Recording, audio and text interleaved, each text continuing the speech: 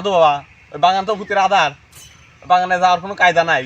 ভূত সবসময় ওই জায়গায় আড্ডা মারে, কখনো দেশি ভূত কখনো পান্তা ভূত, বাগানে যেতেই পারিনি। থাম।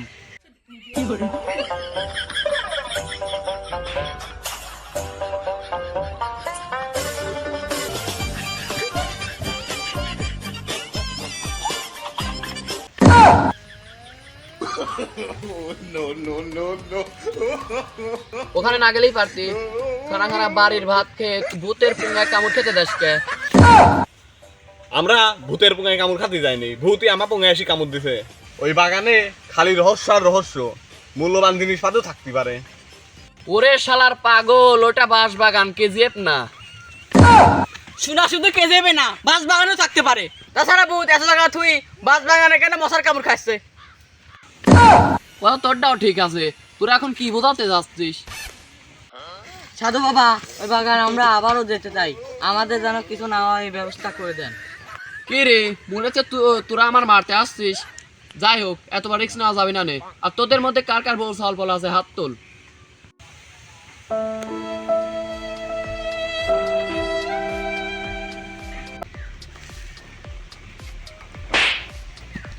কি রে, তোর দাড়ি নাই তো ভালোই গয়েছে, তুই বিয়ে শাদী করিস নি কে? হ্যাঁ, কিরা বিয়ে করেনি, আমিও বিয়ে করেছিলাম। আগের দিন বাগানে গিয়েছিলাম, ভূত আমার হাবিলদার কিনে নিয়েছে, সেজন্য বউ চলে গেছে। হাবিলদার? তাহলে পানির লাইনের কাজ করিস কিভাবে? আপাতত একটা বাইপাস লাইন করে নিয়েছি। বর্তমান বেলা আমাদের সময় নষ্ট না করে ভালো একটা উপায় দেন। আর যাই হোক, তোরা সবসময় কাছে আগুন লাগবি। ভূত যদি রোহিঙ্গা না হয়, দেশি ভূত হয়, তাহলে আগুন দেখলে ভয় পাবে। আর তোদের আমি একটা দোয়া দিচ্ছি, এই দোয়াটা মুখস্থ করে রাখিস। আর যাই হোক, দোয়াটা আর আগুনটা সবসময় কাছে রাখিস।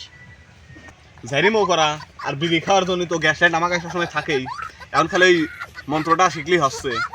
আচ্ছা বাবা, ঠিক আছে। যাই হোক, আগুন আর মশাল সবসময় কাছে রাখবি, আর ভূত দেখা মাত্রই মন্ত্র পড়বি। আর আমি তো দূরবীক্ষণ দিন দেখবই নে।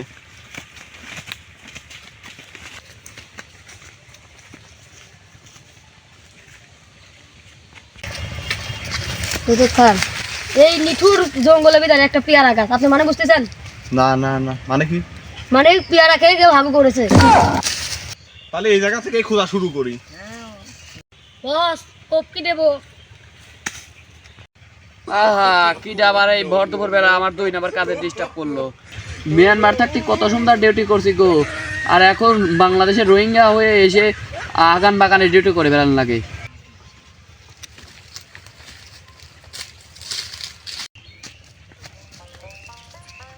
হ্যাঁ, জরিনা গাছ এই বাগানে, এটা তো খুব মূল্যবান গাছ, এই জন্যই মনে হয় ভূত এইখানে আইছে।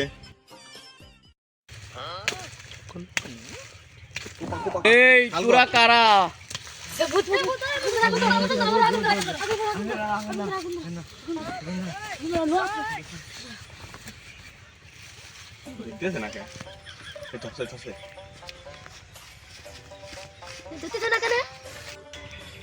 মেলা কয়দিন আগুন মাগুন পাইনি, আগুন দেখতে দিই, ভূত বিড়িটা ধরা নেই।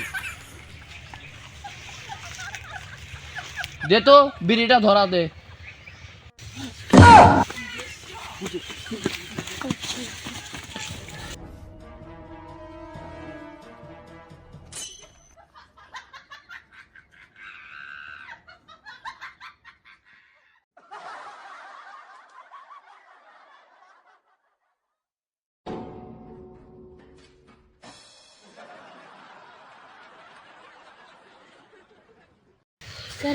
সাধু বাবা তো বললো ভূত আগুন দেখি ভয় পায়, সেই ভূতই যখন এই বিড়ি খাইতেছে আগুন দিয়ে।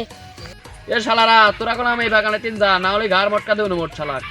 আর এই আগুনটা দে, আর তোরা হিন্দি চললা। এইটা এই বনে কি আর জালের কাঠি নাই, ভূতের কাছে চলে আসলো।